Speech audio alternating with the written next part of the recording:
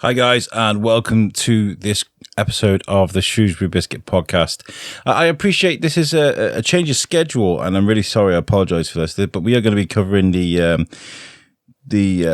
Shrewsbury International Comedy Festival today because it's very time sensitive, and I'm very much appreciative of the good effect that our interview with West Mercia Search and Rescue and Make Our River Safer with Victoria Island was very, very important to me. We're trying to help the guys at the comedy festival just in time for it to start. It starts this Wednesday as you listen to this podcast, and Neville Street, who's a good friend of ours at the Biscuit, managed to get us an interview with one of the stars of the festival, JJ Whitehead, and was like, "We got this interview. Do you want to do it?" And I was like, "Yes."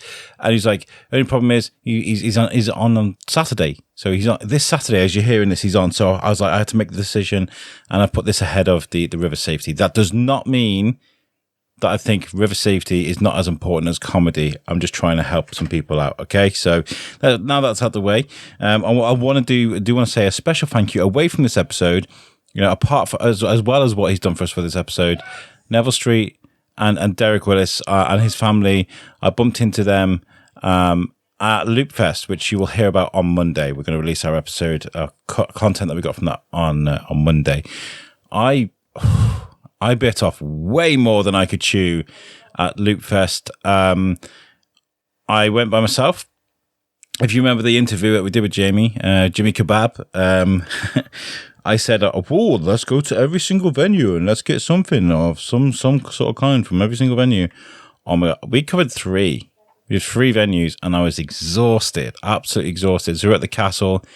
And on my way to the castle, I was heading towards the Salopian bar, and I bumped into Nev and to Derek. Remember Derek? He spoke to us about art, his show Art, that they were doing at Theatre 7. Great guy.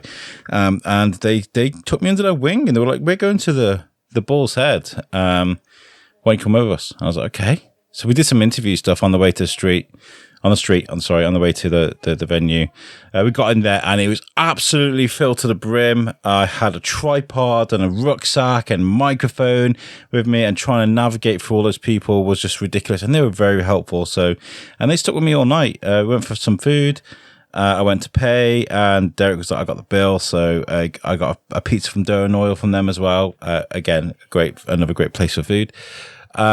So beautiful people, and I had a great evening. Spoke to fantastic people. So Loop Fest you'll hear about on Monday. This episode, we're speaking to JJ Whitehead, a very well accomplished comedian, comic from Canada, who's now currently living in LA, just over to do some touring over in the UK. So we're very grateful that he's taken a bit of time out of his schedule to speak to us for this episode. We're also really grateful to the guys from Shrewsbury Comedy Festival for helping us organise this episode.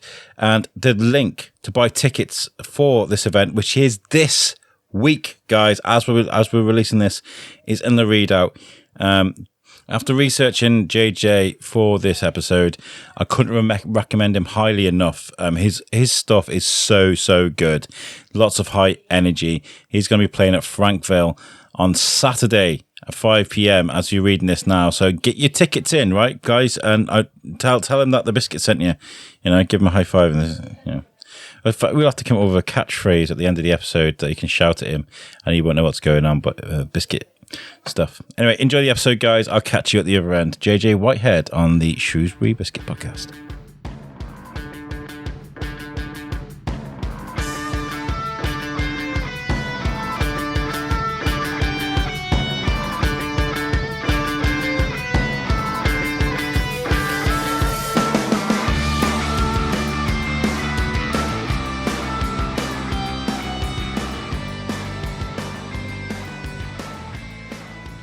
Hi guys, and welcome to the Shrewsbury Biscuit podcast. I'm Alex Whiteley, and today I'm joined with a guy I haven't seen in ages. I feel like that's Neville Street and Beth from the International Comedy Festival, Shrewsbury International Comedy Festival, should I say? Hello, guys. Nev, you and Derek, and Derek's family, of course, saved my backside last night. I was we're at Loop Fest, which is as you listen to this now, you can hear the coverage of it next week, Monday, because I'll put that together. But I bit off more than I can chew. 25 venues, over 100 acts. And I had a tripod in my bag because I thought I could just set up a tripod and do interviews that way. I really wanted to have this romantic idea in my head. And then we got to the Bull's Head in Shrewsbury, and it was like sardines. I was jabbing people with my tripod. You know, when we went to the Anchor, I actually turned to a woman. I felt a walk into my bag, and I turned to her and was like, "I'm really sorry I caught you there. I've got a tripod on me." And she just looked at me, and I was like, "No." I got a tripod. Oh, no. I didn't. That was a really. I've got a tripod on me. I got a tripod. That's the new one, isn't it? They all say that. Yeah, and I was like, I would happily be like, no, look, not look. I mean, like the tripod. Or Leslie Phillips. So today we got a special guest to talk about the Shrewsbury International Comedy Festival with us, and one of the acts. But what I'm going to do is I'm going to share a video of his so you can see him at work. This is the clip we have. Take a look at this, guys. So my bank calls me up and they're like, "Is this JJ Whitehead?" I say, "Yes, it is." And they go, "We want to talk to you about your bank account." I say, "Go ahead." And then what do? Then they go, "Before we do, can you please prove that you are who you think you are by giving us your password?" At which point we're all thinking, you called me, man. Maybe you need a password.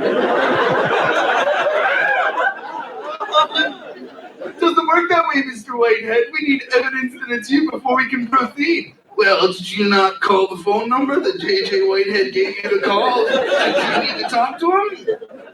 I think we can assume this is me. We don't make assumptions, Mr. Whitehead. Well, you just called me Mr. Whitehead.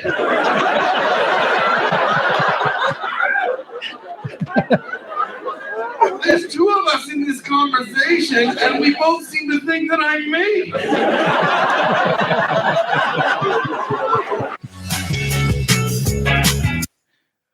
Brilliant. So, ladies and gentlemen, Mr. JJ Whitehead. Hi, guys. How you doing? And just by the way, in case anybody needs to know, I've got a tripod. So. That's a very little tripod you got there, Mr. Whitehead. It extends. Look at that. It's a grower, not a show. Yeah, it's a good solid 5-footer. So you know when you say something like that though, and somebody just glares at you a few minutes, and you don't realize what you've said, and you kind of like, no. Backtrack. No exaggeration either. It's quite funny.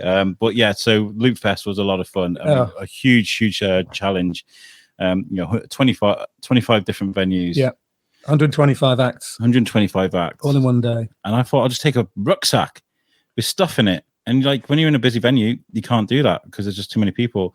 We were in the Bull's Head. Yeah. And I was getting elbowed and nudged in all kinds of orifices. And I was kind of like, I was thinking about like sort of COVID and stuff. I was thinking, could you imagine this scene in COVID? Like, and it's weird how you go back to that, isn't it? So JJ, tell us about yourself. Where are you from originally, my friend? I am from Eastern Canada, a little place called Nova Scotia. Little happy place. But I spent a lot of time here in Britain. I spent many of my 17 years. My career started in Great Britain. I still feel a great affinity towards the British people. I feel like this is the country that made me, really, and made my career. So I moved away in 2016. Okay, cool. And was comedy something that you always wanted to do? Or was it something when did it sort of reach you as a thing you wanted to do as a career? It was 100% all that I ever wanted to do. It was very hard. It's very hard to admit that to your friends and family and, and when you're going to university and stuff. And I always had, I'll tell you what, I moved here in 98 and I had a plan. My plan, being from Nova Scotia, we didn't even have comedy clubs. So all I knew and all I was going by was like Eddie Murphy, Delirious, and stand-up comedians that were inspiring me on 4:00 in the afternoon, like television in Canada. As a latchkey kid, I was getting home and watching stand-up. I wasn't watching cartoons. I was watching stand-up comedy shows where I could, and I was obsessed. And I never wanted to admit it to anybody. I maybe told 2 people. They were never best friends. They were always like co-workers who I got along with. It was that level of a secret. And then my plan was to go do my master's degree in Toronto someday because I knew they had comedy clubs. And I thought that's how I'll get into comedy. But I moved to Scotland in 98. And on my second night in Scotland, me and a bunch of people staying at the hostel, we stumbled into the Stand Comedy Club in Edinburgh. And the compere on the night said, if anybody wants to try this, contact us during the day. I went down the next day and signed up, and I did a couple tryout spots, and then I changed all of my plans, and I moved in, I stayed in Edinburgh, and I hit stand up hard, and I became a professional pretty quickly, actually, and that was it. That was it. Then I could tell people. Then I was telling people this is what I always wanted to do. So, yeah, it just took the opportunity.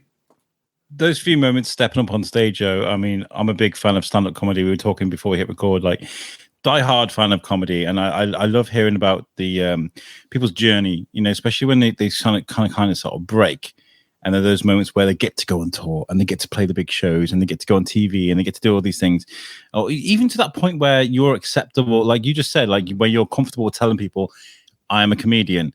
How many times do you have to mess up on stage, and what does it feel like? I mean, that kind of the wins versus the losses. What's more valuable to you? I guess is what I'm trying to say. Well, yeah, I mean, how many times have you bombed? Yeah.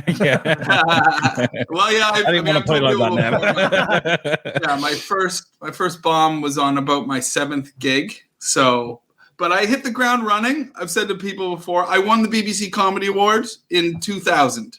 Nice. So I won. So, and that was pretty big. That was in front of 8 million people on BBC One. I don't know if you remember 23 years ago, the BBC Comedy Awards were on national TV at prime time. Peter Kay, Jim Bowen, Reese Shearsmith, League of Gentlemen, Dune McKagan. They were all the judges. This was primetime television. World Party was the band. And I was shocked that I won. Because I was happy to just be there in the finals.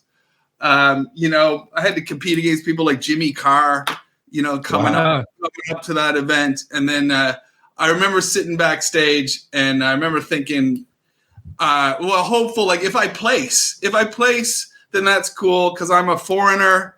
I'm here in Britain doing the best I can, but there's no way that the BBC is going to want me. And then they announced me as the winner, and I was off and running, from there. And then I moved to London, and then, and then it just came time to break it to my parents that I wasn't going to come back to Canada for a while.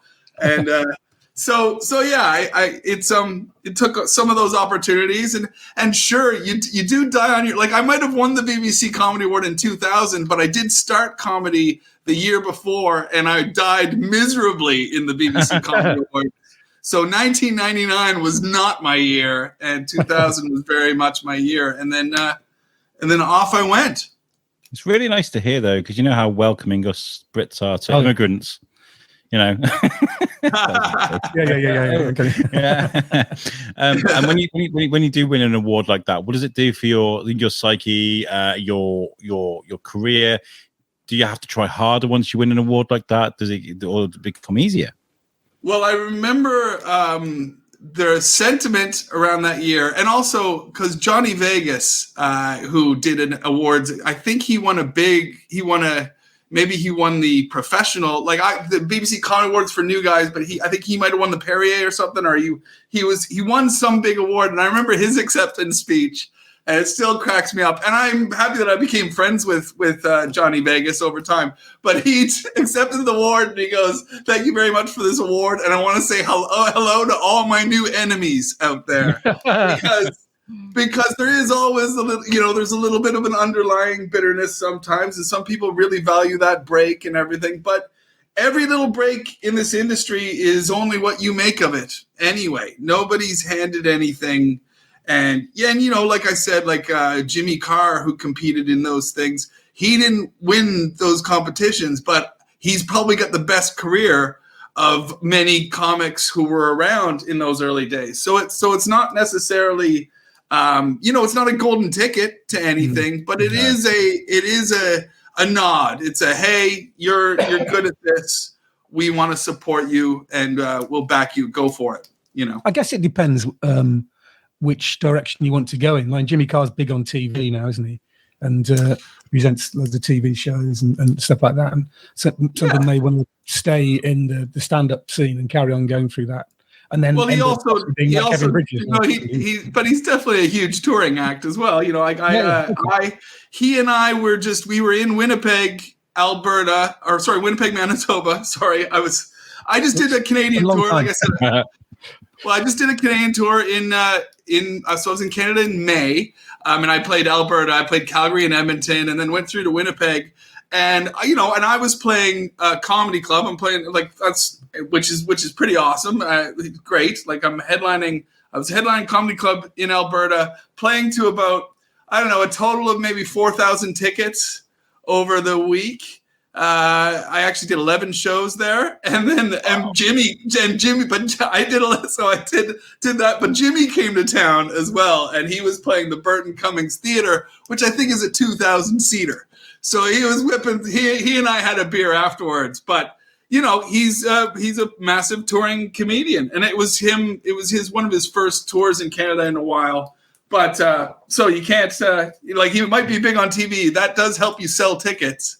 But it's really nice when you get to that theater level. Because I was saying to him, I was like, dude, I've been staying in a hotel in Winnipeg for 11 days. I was there in the hotel. 11 shows in 9 days I did in Winnipeg to make, to play to less than what Jimmy Carr managed to play to in one night. So... But I personally, I opened for Jim Jeffries on his world tour. So I'm Jim Jeffries' opener, and we've played. I say we, it's Jim. Jim sells those tickets, but we've done Madison Square Garden and Carnegie Hall, and so I do these massive venues, and I'll be rejoining Jim Jeffries on his tour after the Edinburgh Festival this year, and that's just the way it works. Because I do one weekend with Jim Jeffries, like we're doing the Saint Denis Theater in Montreal on September 8th, and we will play to I think in total, we're doing 3 shows or something, but we will total up about 9,000 tickets in less than 24 hours. That's with Jim Jeffries. Whereas, and I'm perfectly happy at the level I'm at, but I'd love it. I'd love that jump. But I will not sell 9,000 tickets in the month of festivals that I'm about to do. But that's those are the 2 jumps. And of course Jim Jeffries has his own TV show, which I write for as well. So that TV pop is always nice.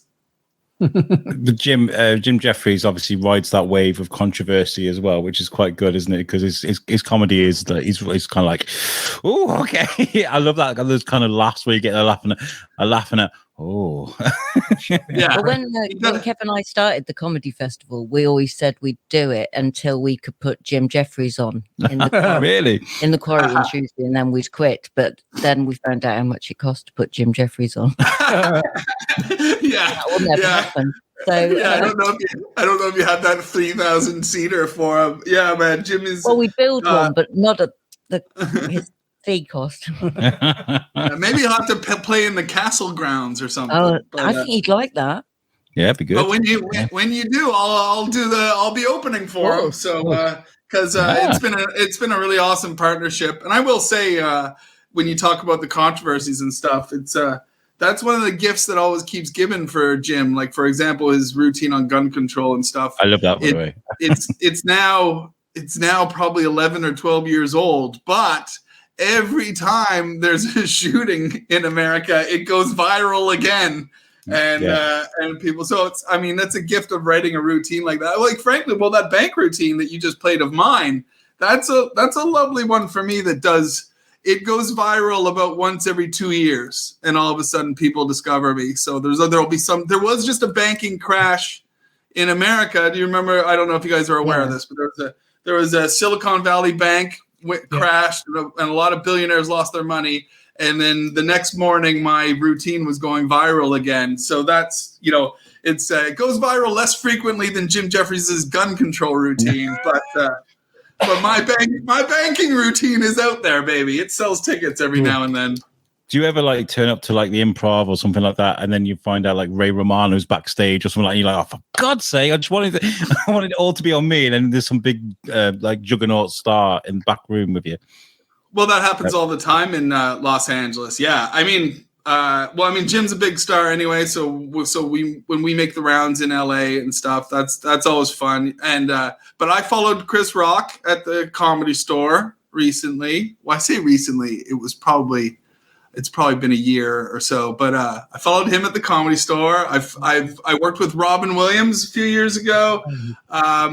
The stars are always there in Los Angeles, and they do pop in. It's a pop in culture, stand-up comedy, the way it operates in Hollywood and the city of Los Angeles as a whole. There's a lot of, when there's a celebrity comic in town, they don't really schedule in a stage time. They kind of drop by, get thrown on, which was the case with Chris Rock at the Comedy Store. I'll tell you, I had a stage time. I was due to go on at like 10:05. They're like, Jay, you're on at 10:05, and it was about 10 to 10. It was 10 minutes to 10. I knew that I was like 2 comics away. I'm ready to go, and Chris Rock rocks into the parking lot, and somebody whispered in my ear, like, Chris Rock just walked in. And I was like, okay, cool. And then sure enough, the showrunner comes up to me and goes, Jay, we're going to push you back, right? We're not going to bump you, but we're going to push you back. We're going to let Chris Rock go on before you, okay? And I was like, oh, okay, go, great fun, great. And then Chris went on, and he must have been on for about 45 minutes. And the thing is, too, at the Comedy Store in Los Angeles, we're all doing 10-minute, we do like 10 to 15-minute spots, right? Los Angeles is a showcase city. So whereas, when you tour around or you do these festival shows, I'm sharing my life for an hour with audiences, which I love. We all love long form comedy more than just doing what in America is just these short little commercials of yourself, these 10-minute spots.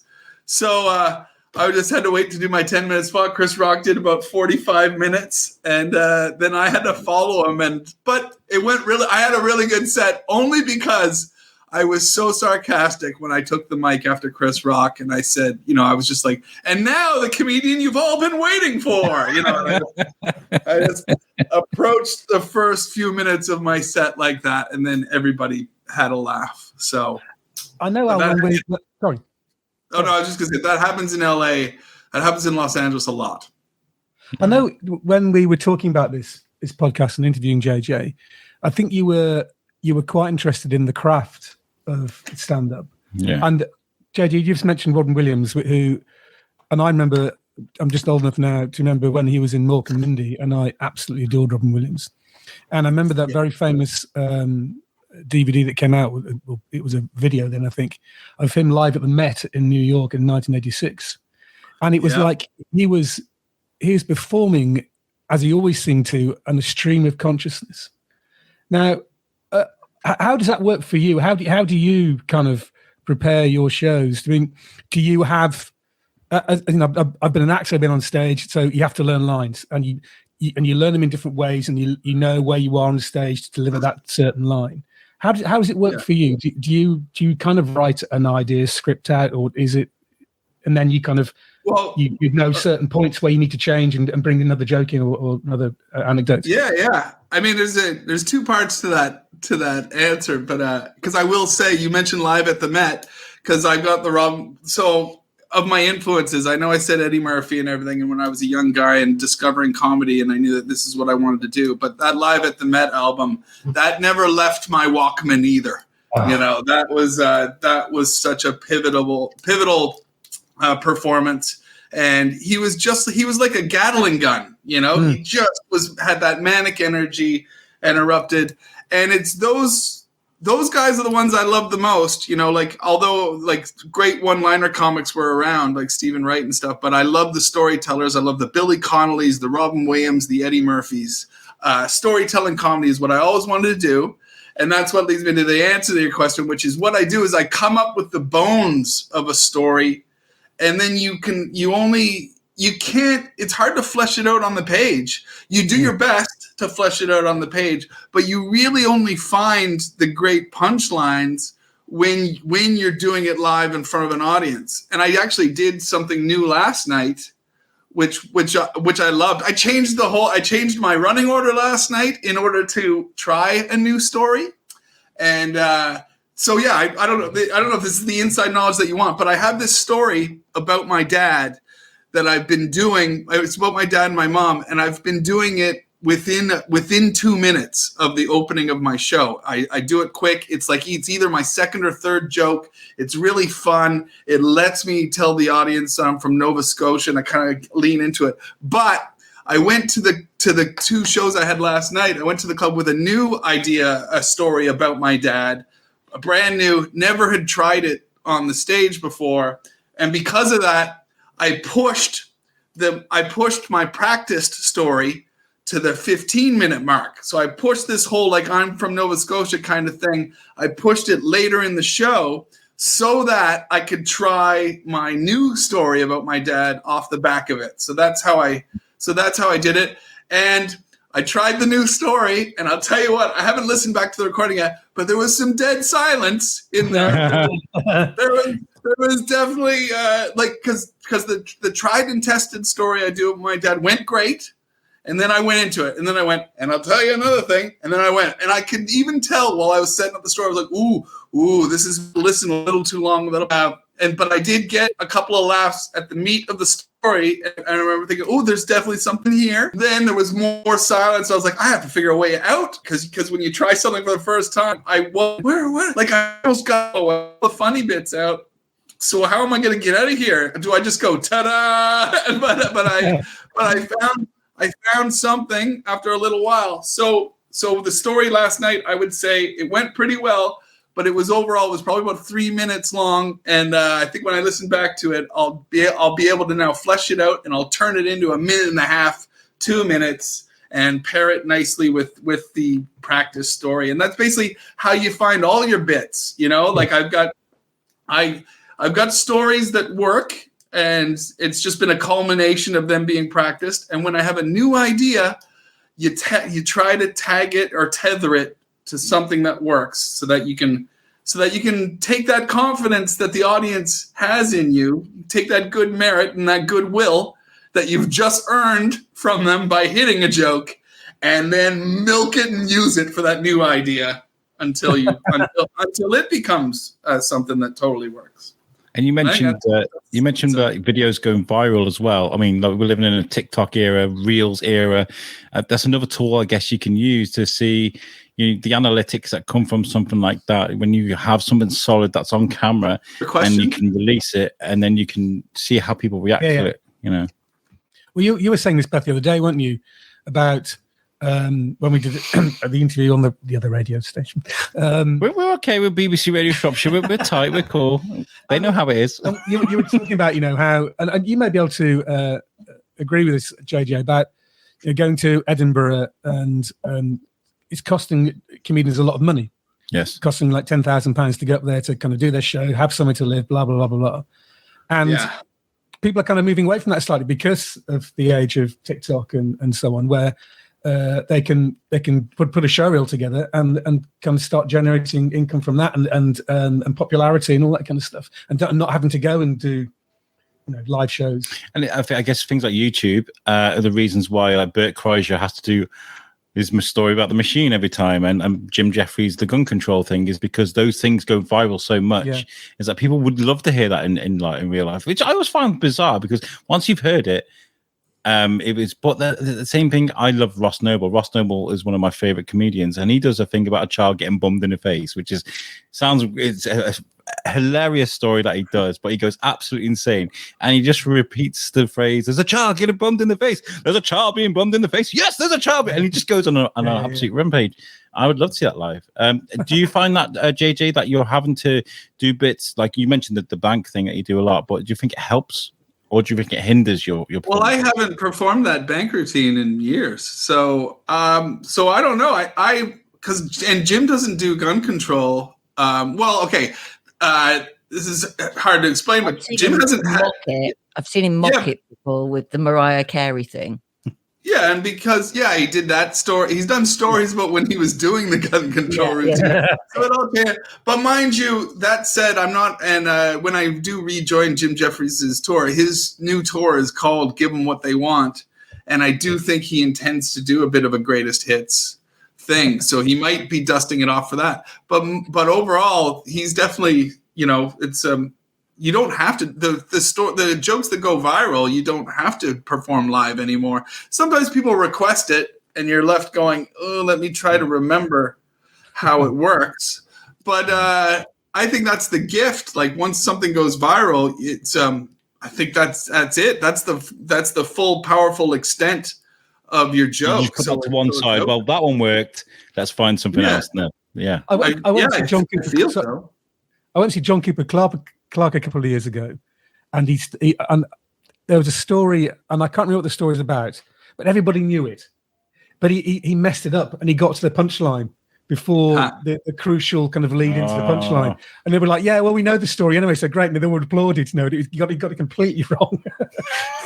I think that's the case too. Is that I think that an audience, it's weird. They say that every rock star wants to be a comedian, and every comedian wishes they were a rock star. But that is one of the difference. Rock stars, an audience never gets tired of hearing the hits. Whereas comedians, if we're asked to do the hits again, we'll probably screw it up from when we used to perform it night after night, and then we stop performing and we're like, I can't remember, and we're saying the punchline in the setup, and so that's I wonder how you feel about this sort of Northwest movement of the UK, where they're not going to Edinburgh but spending that money on a videographer or a podcast, whereas before. Right. And there's still a really strong live circuit without Edinburgh. So, but how do you feel about that? Do you think that's, something you might go down, or do you just love Edinburgh? Okay, yeah, I think you hit the nail on the head there. Because I understand that, and you don't have to do it, and I don't have to be here, but I do. I love Edinburgh, and the city of Edinburgh gave me my career. Like I was saying, I'm very romantic about doing this, and I don't think I will ever stop touring a one-man show and coming over here and doing it. And it's like I'm not doing it for the money. But I'm doing it because I absolutely love it, and it's where I come from. So, and I already know, like having lived in the American market. I'm on my 7th year now living in America, and I've written the Jim Jeffries show. I've been writing some TV and stuff like that. And I know I talk to Americans all the time, and when they find out I'm going to Edinburgh, they're all like, I really want to do that someday. And you know what? I've looked through their souls, and I'm like, I don't know if it's for you guys. I don't know if it's for contemporary comedians anymore. So it is becoming a little bit of a passionate love affair, and I am definitely one of those people, but that's because it's where my career came from, and it's what I did. If I was a different kind of comedian, I don't know, I might be doing, it's like you're saying, I might be just relying on the, record 2 minutes of your club set and try to get viral and build your audience that way. But I think I will always do both in my career because of my history with the English festivals. It's not cheap either to make a special. My friend Eddie Pence, I don't know if you know Eddie, he's in LA. Eddie Pence, who recorded his unspecial special, released it on Amazon. Make sure you check it out; it's really good. But it cost him money, a lot of money to get it right. It's very expensive to get a good looking special going, and you want something that's going to last as well. You don't want something that's because I'm in that realm too now. I've been saying I want to record a new special, and my show right now, my current show, is very gag heavy. It's not the science of a one-man show, especially at the British festival circuit, is often a narrative that goes all the way through, a narrative of hardship, or a narrative of and that's how I decided to learn to dance, or that's when I found out that my father had died, all that kind of stuff. They do these big long narratives, but I'm coming to the festival circuit this year with just a bunch of jokes, because that's all I've done since the pandemic eased. I hit the ground running. It's anecdotal, but my overarching story, I've called the show White Noise, and that is simply a theme, much like the Don DeLillo book that was about technology and stuff. Because if I had to find a theme for the way I've been writing my stand-up since emerging from the pandemic, it is that my television was my babysitter during the pandemic. So there will be jokes about TV and technology. And so when I looked at my stand-up and I looked at the 1 hour that I've been doing around the clubs in Canada and America and now here in Britain, there's some TV thematic underlying tones. So that's how I've linked it. It's very loose. There's not going to be any big, I'm not going to hit the 45-minute mark and go, and that's, ladies and gentlemen, that's when I made this deep resolution to never watch TV again or anything. There's none of that. It's just a joke-heavy show with a few links here and there to television and the loose thing. I guess going on tour and going up and down the UK, and even as far back, we were talking about the 2019 Shrewsbury International Comedy Festival. Those kind of experiences, I guess, they get you to a position where you can write something before a special. Or does it go the other way around? Do you take a special on tour with you, or do you go on tour and then write a special? How does that work? I think you go on tour, then you write a special, and when you write a special, you want to take out the stuff from your tour that has only been of the moment. So if you have any references, I wouldn't want 2019, I think I had some Boris Johnson jokes. When I came to the Shrewsbury Comedy Festival, in 2019, I had a little bit of Boris Johnson stuff, last time last time, because I had moved away in 2016 from Britain, and that was my joke. Was last time I was here, Boris Johnson was stuck on a zip line, and now you guys have made him your prime minister. So there was a lot of those were all in the first 10 minutes of my set. Now, if I had recorded that as a special, the first thing I would have done is sat down and go, how do I get rid of these Boris Johnson references? How do I get, because you want to look, I think you want to have a special that somebody can turn on in 12 years and go, oh, these are just social observations and awkwardness and about the human condition will never go away. So those are the things you want to pluck from your contemporary touring and make something that will last forever. And I'd like to think I do that. I have 4 albums, and I'll tell you right now, my first 2 albums, they have stuff that definitely are of the time. And so those are but I was a younger comic, but there's definitely references to, say, Paris Hilton or George Bush or, there's stuff like that on my early albums. And if I had to listen back to it, I'm like, I didn't have to say Paris Hilton. I could have rewritten it and said pop stars do this, or pop culture people, vacant people, and I think that's the move between making your current touring show where you're talking about, say, the Kardashians or whoever might be in the news right now, and then you make it a little bit timeless by finding the wording so that somebody can listen to it and go, oh yeah, we have a vacant pop star who's big in the press right now too, and that makes it more relatable for any era. Going back to the Robin Williams Live at the Met, he made loads of references to Ronald Reagan, which is still funny now, nearly 40 years later. So, there's a balance, isn't there, I guess. But the iconic routine from that is him detaching his willy and taking it for a walk, isn't it? So when you think of Robin Williams Live at the Met, you laugh through that whole special. But I tell you right now, I haven't listened to it for a while, but the conversation with his willy and the Viking helmet. That's and also the one where he's stoned and he's driving. Yeah, and he gets pulled over by a police officer, and he tries to eat the ashtray. They kind of save himself up, and then he winds down the window and he looks at the police officer, and suddenly he turns into a hamburger and he lunges.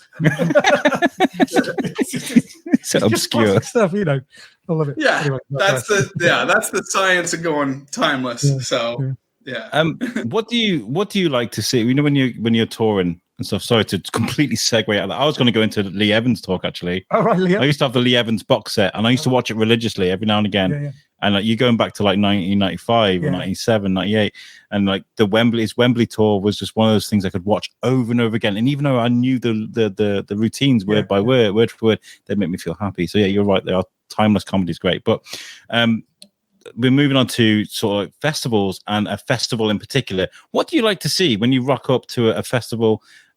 Is there something that key ingredients that you like to see?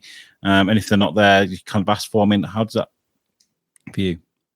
I don't really know what you mean. Do you mean like entertainment wise? What do you like to see as somebody turning up to a festival? What do you think are the key ingredients for that make a good comedy festival? Oh, well, because you're Canadians.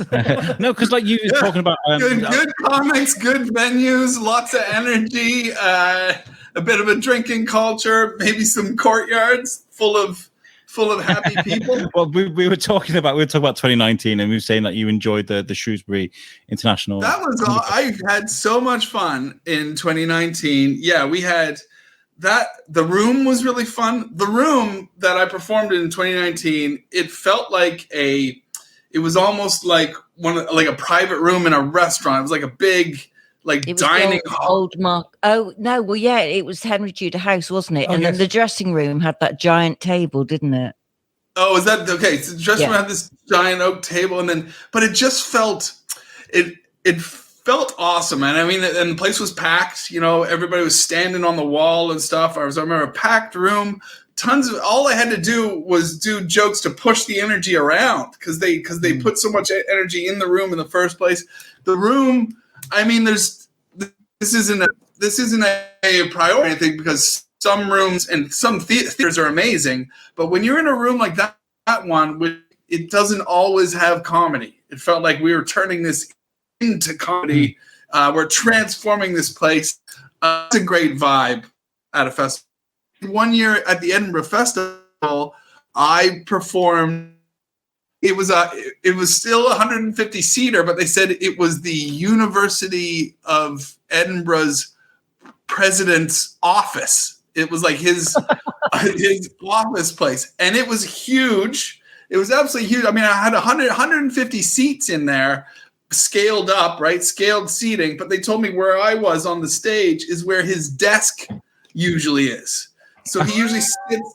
It's like a presidential office. He usually sits at this desk and has this epic long office, and they gave it to me for the Edinburgh Festival and gave me raked seating and 150 seats. But I remember the whole time I was there with my sound tech at the time, the whole month we were like, I can't believe this is just some dude's off. This is the president of the university office.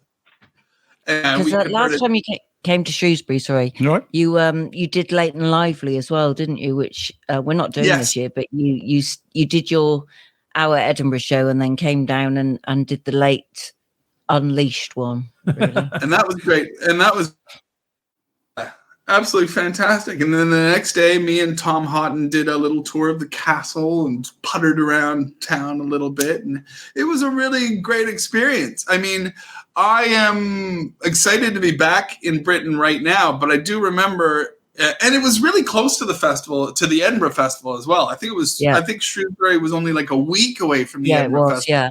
Whereas this time we're almost 3 weeks out. Mm-hmm. But it was such great energy and everything. And in all my years in Britain, I remember playing a lot of the little festivals sometimes. And the one or two times I took the year off of Edinburgh Festival, I would do things like the Camden Fringe. Or there's a few nice ones dotted around the country, and I remember thinking, "Ooh, this is a really fun addition to the festival circuit," and I'd like to do more of that, you know.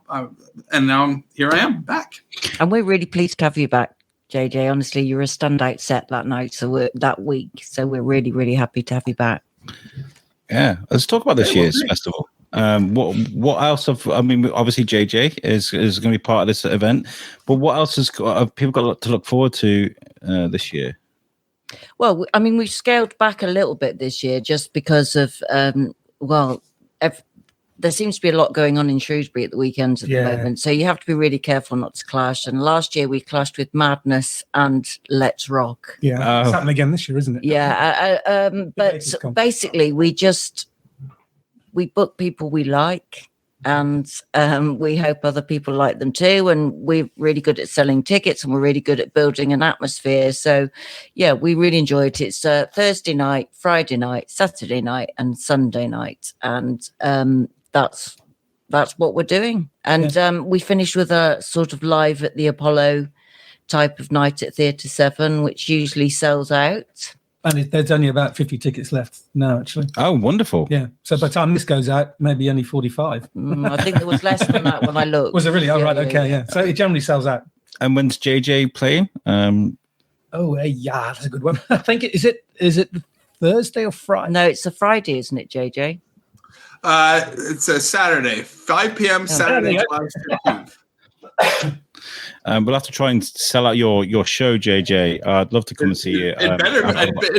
I mean, you got me looking at. I'm like, it better be Saturday. It's definitely us who have got it wrong. It's just obviously we're. It's at a new venue as well, isn't it? It's at Albert and Co. Frankville in Frankwell. Can I get that right? Yes. Great venue, really good venue. I think that little spot there is such a. Is it upstairs? You guys are doing it? Yeah, I went up there. They were just building it. They're just finishing building it, getting it ready and stuff. It's a really, really nice spot. So, and JJ, if you want to, go see this great comedian. In such an intimate, great venue, then you need to be quick to get those tickets because they will sell out. And I want to come if I can. Yeah, you can come.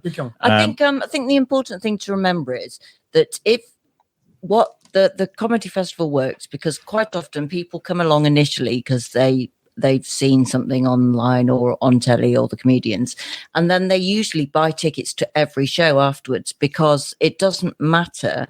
They're seeing live comedy and they're discovering new acts that they haven't seen before. And these people might have been going for years, but there's people they don't know, and people should come and experience comics they haven't experienced before. The TV comics are like 5% of the absolutely amazing people that are out there. Absolutely. And there's probably a very good reason why some of these people aren't on telly. In fact, there's definitely a really good reason, and that's not a reason why you shouldn't see them, because they're brilliant. It's clever, really clever. No, I love going to see brand new acts, stand-up comedy acts. I mean, when you go to a fringe event, JJ, so like you got your event and then you got lots of other comedy acts happening around you. Do you go and have a mooch and check out what other people are doing? Always, yeah. I love having a look around and catching other comics shows. So I guess that's where you get your inspiration from, isn't it? That's what got me started. When I moved to Edinburgh, like I said, and I started in comedy, I did not know. I didn't know. Like I said, my plan was, in the back of my head, was to become a stand-up comedian, but I thought I was going to do like sports journalism and stuff. That was my excuse, was to move to Toronto, study my master's in sports journalism. I was already a photographer in Edinburgh. I was doing journalism. I did photos of the City of Dundee's travel guide and the Edinburgh Castle guide. I was the photographer. I'm a credited photographer. You can see Jason Whitehead in 1998. Brochure probably lasted until 2003 or something. I was a well-established comedian by then. But that was the game plan. And then I stumbled into Edinburgh. And then the Edinburgh Festival came to town, and I was like, what is this?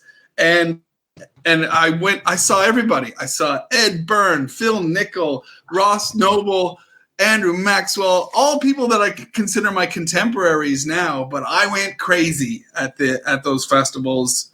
And when I found out, I had no idea. I had no idea what I was in for and how much I was going to love the festival experience. Here's one for you. Can you remember the first joke or anecdote you told when you went up on stage for the first time? Yes, of course. Amazing. But okay, of course I can. I don't know. I don't think you'd want to hear my. Oh, I see. Okay. I mean, I can tell you, but it's but of course I won the BBC Comedy Award, so that so it's kind of still exists in that TV set. from 23 years ago. And also I was being a new comic, and being a young man, this is what we always say about comedians. As you mature, you actually find, things to complain about that are funnier because they're rooted in your soul and stuff. But when you're a young guy, I was mostly complaining about pop music.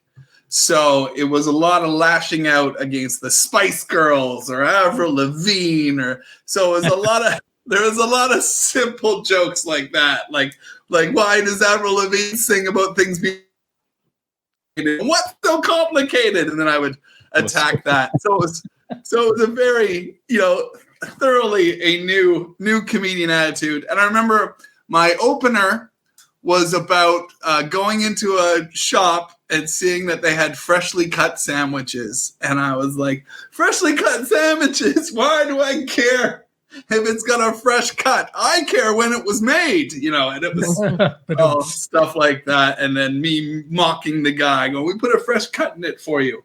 But that would be what a 24-year-old comedian or 23-year-old comedian would find funny at the time. So. And I have to say that I don't think it's impossible to appreciate unless you see JJ live just how much energy, and you're literally buzzing the minute he comes on stage. He's absolutely outstanding. We were absolutely overwhelmed when he came in 2019, and we're just so happy to have you back, JJ. I'm getting some of that energy now, just down the telephone line. Yeah. I can feel it. I turned. No.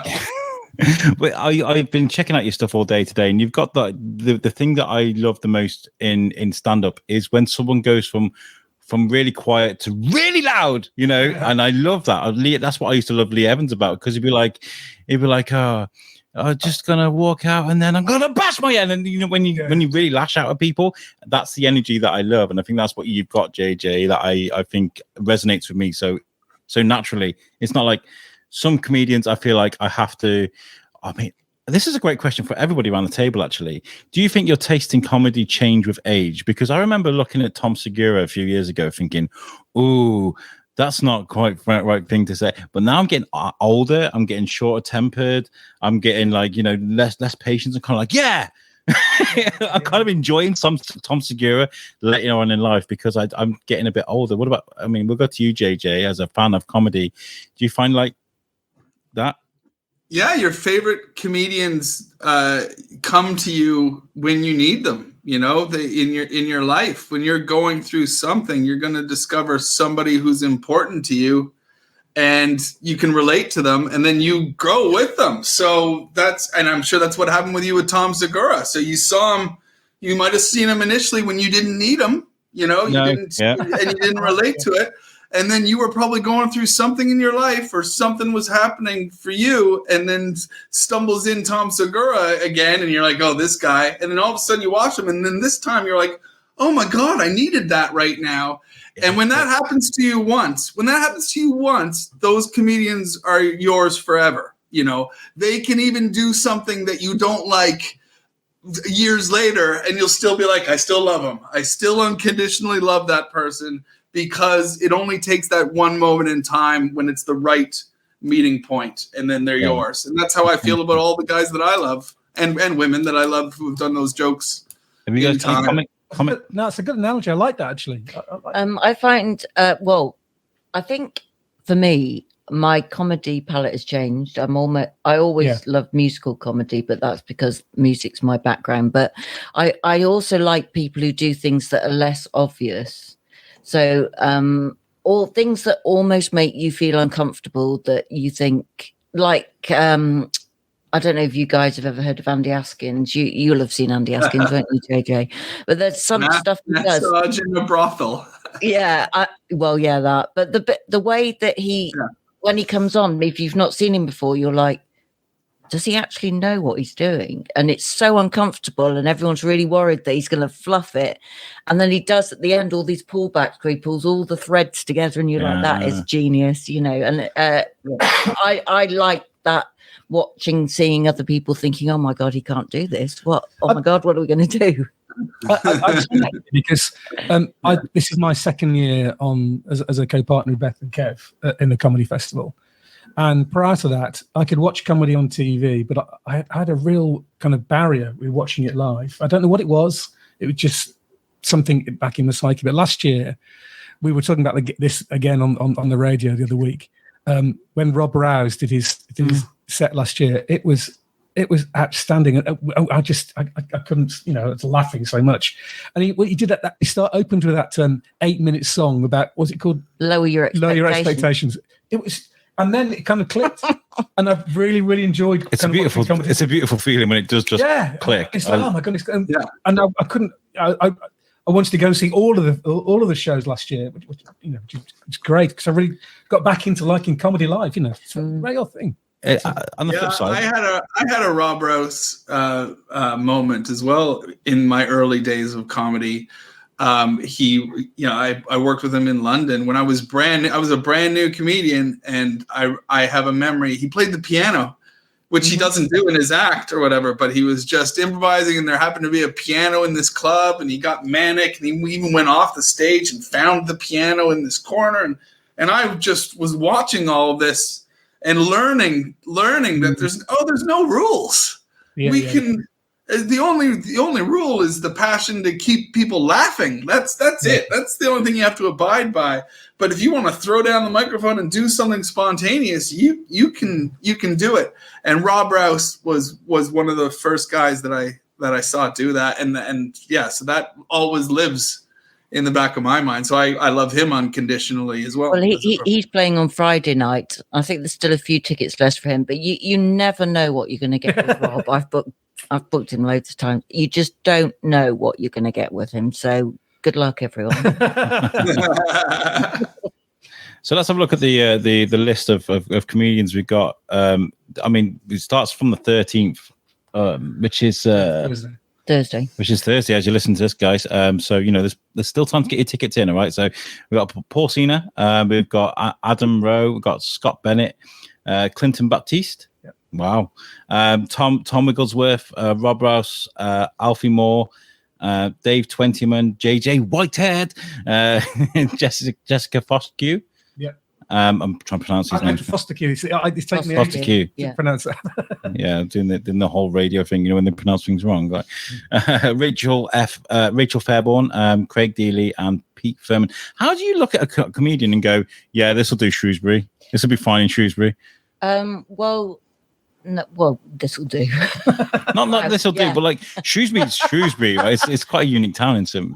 Shrewsbury's a big comedy town, and Kev and I have been involved. Well, Kev's been involved in the comedy scene for 20 years around here, probably longer than that. Kev and I have been involved in it for the last 7 or 8, and we know people, so we ask people if they want to come along, but also we book people we really like, and also just people we think are into our sort of vibe, our type of people. We don't want a situation where it's just, we don't want any uncomfortableness or anything like that. We just want people who have got a great vibe and have got the right sort of attitude towards it. Yeah, absolutely. And do you feel like when it comes to organising a festival in Shrewsbury, it needs to be that instant energy or something that you can like kind of, those thinkers like you're talking about, those people that can make you think a little bit and it all comes together at the end. Do you feel like you need a mixture of instant energy and a bit of a thinker thing, or you need a mixture of all sorts, and everyone does something different, and I think if you just had everyone doing a similar sort of act, it wouldn't be any interesting at all. And I think you have to take a risk on people you haven't seen before, and I think you have to take the people you enjoy watching every time, because what's the point if you don't have any fun doing it as well? Last year being a good example, Gary Delaney and Flo and Jean. They were Flo and Joan, sorry. They were two very, very different acts. One was a kind of a musical comedy act, and Gary was kind of stand, but he had a projection as well, So Gary Delaney's the one liner, the puns. Yeah, he's phenomenal. Punderland. He's been one of the biggest comedy tours, I think. Fantastic artist. Is there anybody on this lineup, JJ, that you know and people that you've met before you're looking forward to seeing? I worked with Pete Furman last night. So, Okay, cool. And he was fantastic. So, I worked with him here in London last night. Great fun. Lovely to see him as well. I haven't seen him in many, many years. And so we had a nice little hug when he came off stage, little catch up. So it was really nice. So, I recognize a lot of those names. So Pete Fern again is he's a magician. So, that's a different thing to the lineup again, Okay. Yeah, and we've never had a comedy magician on before at Shrewsbury Comedy Festival. Oh, So it's comedy the first time. Yeah. Is it a Tom Cooper awkward comedy, no, or is it very good? He's all over TikTok and social media as well now, but he's been going for years. He's a proper bona fide outstanding magician. But he's just actually hilarious too. Yeah, just like a contemporary. He's the contemporary style. Like you say, Tommy Cooper, he'll have a little bit of that, but he'll have, he's his own original thing. But he does the whole variety. He'll do close up. He'll do, and he's a linguist. He's a cunning linguist. Along with his, the speed of his magic and brilliant. Yeah. Where can people buy tickets, especially to JJ's event? I do highly recommend this. I've been watching JJ stuff all day, so get your tickets info. Well, Theatre 7 have got a microsite, so if you go into Theatre 7 and put Comedy Festival, it'll bring up all of our shows, or on the door. We find that over the weekend we sell loads of tickets on the door. People come to other shows, they love the vibe, they come to them all. But go to Theatre 7 if you're buying tickets to JJ's show before the day, and on the day you can turn up, and if there's any tickets left, you can buy them on the door. What we'll do is I will put a link at the bottom of the readout for this podcast. Get those tickets in, folks. As you're listening to this today, it's Monday. You've got a few days to buy those tickets, so get them in. Frankville up on Frankwell there is such a great venue, and JJ is a great act. There's so much as well to look forward to from the comedy festival. So there's so much to go, but it will go quickly. So make sure you get in there, guys. Do it now. Right, as you listen to the podcast, you can listen to the podcast and buy a ticket at the same time. There's no reason why you can't be doing it now. Why are you still sitting here? Go and do it. Cool. See you next week, JJ. This week. You got it. JJ, where can people follow you and stuff? On social media, and where are you going to be playing as well as the comedy festival this week? I am. I'm on all the socials, but I'm most predictably on Instagram. I think I've done my best at keeping up on things. The weird thing is I make these reels and I cut clips, and there was even some unique moments from last night's show that I did with Pete Furman that I intend to cut into a reel. The weird thing is they work on every social media platform, don't they? But I will say I think I'm consistent on Instagram, and sometimes I just forget to repost it on things like YouTube and TikTok. But I'm there. I'm on. You put my name in, I come up. I'm either JJ Whitehead or JJ White Snake. Yeah, that's what I saw. That's interesting. JJ White Snake. Yeah, I've got you as White Snake. Yeah. Yeah, which is wild in America. Some people think that is my last name now. So I thought it was just a fun, clever, quirky. And you know what? I was just sick of social media, so I was trying to switch it up. And then sometimes I do arrive at an American club. It's only in America. I'll arrive at an American club and it'll say JJ Whitesnake on the marquee. And I have to be like, no, my name's JJ Whitehead. JJ Whitesnake is just a fun little social media handle. Whitesnake used to be a big rock band from the late 70s, early 80s. Yeah. I get messages for them sometimes too. Yeah. I have sometimes people ask me to do a corporate or a private appearance, and I have to go, are you after JJ Whitehead, me, or do you think I'm in Whitesnake? My wife's been dying to meet you. What? Oh God. And as well, I feel like we could go on for another half an hour. I'd love to dive into like LA and sort of like the scene there, but I know we don't have much time. But JJ, thank you so much for chatting to us today. Honestly, it's been really nice to meet you. You're very welcome, man. Thanks for hanging out with me. Brilliant. And you guys as well. Is there anything else you want to tell the listeners about the comedy festival that we haven't already mentioned? Just get involved. It's it doesn't work unless people come to the shows. Thankfully, we do. Lots of people don't know that the comedy festival's on, but we do very, very well. And I think just come, immerse yourself in comedy, come with an open mind, see someone you perhaps haven't seen before or even heard of before, and just enjoy it. Yeah, and get tickets while you can, because they're really, really hard to get on the actual weekend. In fact, too, Alfie Moore and Scott Bennett sold out. Yeah. Yeah. Wow. Fantastic. So you're in the right direction. Yeah. JJ will get some tickets sold for you today. I'm sure. Guys, go and buy those tickets, okay? Because it sounds like a great event. We'll let you go, JJ. Thank you so much for chatting to us. Listeners, if this is your first time listening to the Shrewsbury Biscuit, thank you for making us your choice today. You can follow us on Facebook, Instagram, Threads. Now, have you signed up to the Threads yet, JJ? You know what? I was reading about it today, and I'm already like, oh my God, I can't believe this has taken my time already. So I have not shifted over to it. I don't know if I'm going to jump at the gun to do it, but apparently it's easy to do if you already have an Instagram account. Yep. So it just transfers it all over. It's quite good. Yeah. So here I am talking Instagram. So I'm like, maybe I'll just push a button and you can see me. We got our Instagram and we got Threads too. We're on Twitter for now. Last time we're on TikTok, and we're on LinkedIn too. So give us a follow on whatever your social media you're on. And thank you for listening today. And we'll catch you guys next time. Thanks, Peace JJ. out. Bye. Peace out. Thanks for having me, guys. Cheers. How great was that? That was fantastic. A little bit of issues with a bit of lag and the connectivity of it all there. My internet at home is awful, has been forever. We are trying to figure it out, but there was also a storm that rolled in as we're doing that. I don't know why we're living in an age still where bad weather can affect the internet. I'm sure that there's obvious answers towards that, but it definitely affected the show. You can definitely hear that. As I was asking questions, I'm not as clinical as I normally am. The questions are almost questions on top of questions, and I think that's because of the bit of lag that we had. So yeah, otherwise I'm quite happy with that. That was fantastic. Thank you, JJ. Thank you to Beth and to Nev as well for joining us.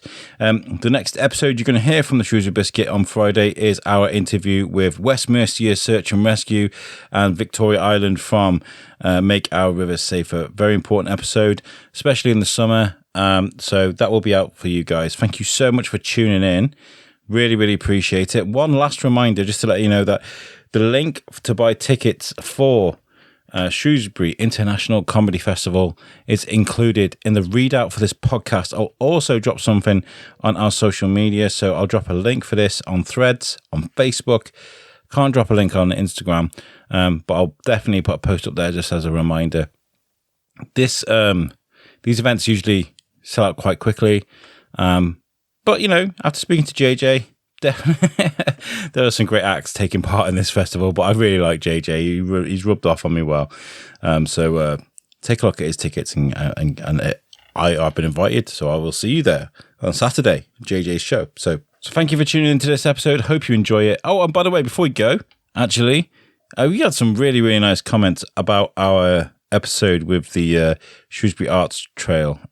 Genuinely really nice comments. So if you listened to that episode and you enjoyed it, thank you so much. Genuinely means the world when people reach out and say nice things about us. It really is lovely. And as well, a special thank you and shout out to Andy Bell, he's a well-known photographer here in Shrewsbury. I see him at a lot of events. We were after someone to do some professional shots for Timmy because he's doing his theatre thing, so he wants some headshots. And he came and did them. And, you know, I felt like weird. I asked my wife, I was like, is it crass to share the quote that Andy said? And she kind of just shrugged at me, to be honest. But I just thought it was really nice to say thank you, because he looked at me and said, there's only one condition that I'm going to do these photos for you. And that is that you don't pay, because we were ready to give him something. You don't pay because the Shrewsbury Biscuit does a great job in the town in helping charities and things. And I was just, man, that's just... yeah, that's really nice. Thank you, Andy. That really means a lot, because, you know, I know we work hard and stuff, but I never do it for things like this, for freebies and stuff. I do it because I enjoy it. Also, it is worth mentioning, we were at the Lincoln Davis Awards last week, which was really nice. We're at the Oswestry Showground, and it was lovely. It was nice seeing so many great people. I was sat next to Mark Fielden again. We're going to have to make this as a tradition every year, Mark.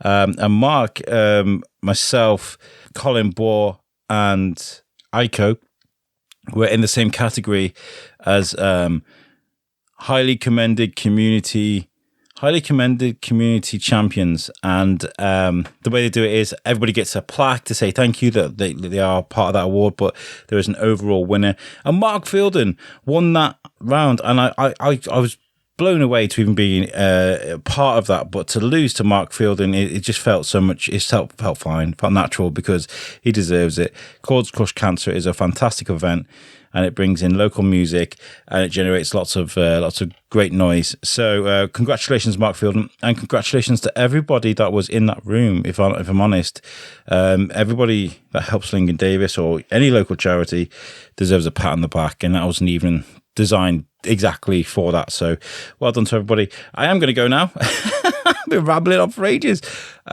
So Friday, river safety. I'll catch you guys then. Have a great day, folks. Peace out.